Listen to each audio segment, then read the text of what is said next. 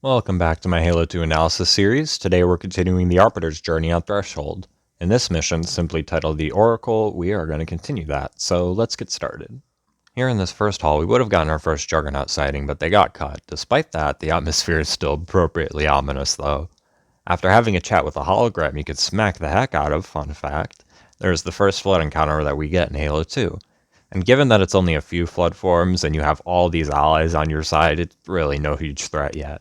Entering this elevator section and expect to be here for quite a while. This thing moves very seldomly and very slowly. Plus, if you haven't fully cleared out the sentinels or flood forms on each sort of layer that they throw them at you, then the elevator will just refuse to move very often, which only slow things down even further.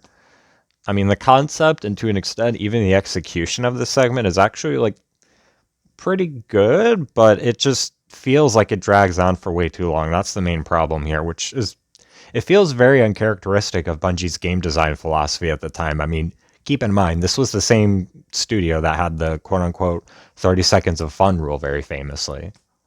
But eventually the elevator arrives at the bottom, and here we can continue on.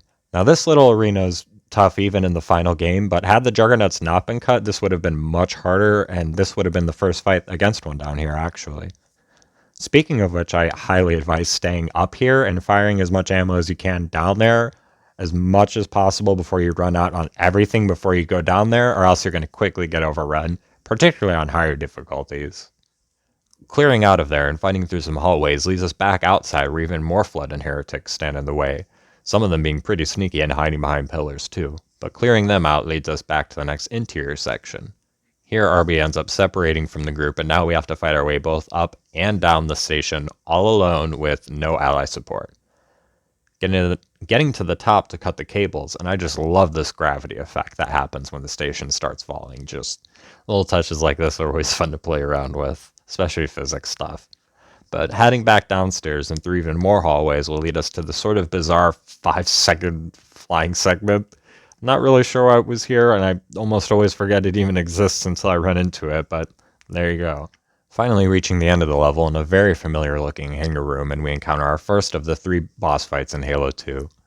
Personally, I'd argue this is actually the least problematic in the game on a design level. It's not my favorite, but unlike the other bosses' gimmicks, which changed the combat formula rather significantly, this battle is effectively just a fight against several jetpack elites with a twist that some of them end up being just holograms, and so if you target the right one, you won't have to kill several of them, just one to win the fight.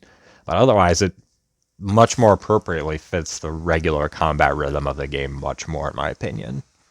After that, defeating the heretic leader, and that brings us to the end of the mission and the end of today's episode. We'll be covering the next episode in a couple weeks. If you want to help keep me fed in the meantime, my PayPal link will be in the description. There you could also find the channel's Twitter page, as well as my business email should you wish to commission anything from me. I do art, design documents, scripts, and just most forms of writing in general. Anyways, hope you all have a good one, and take care.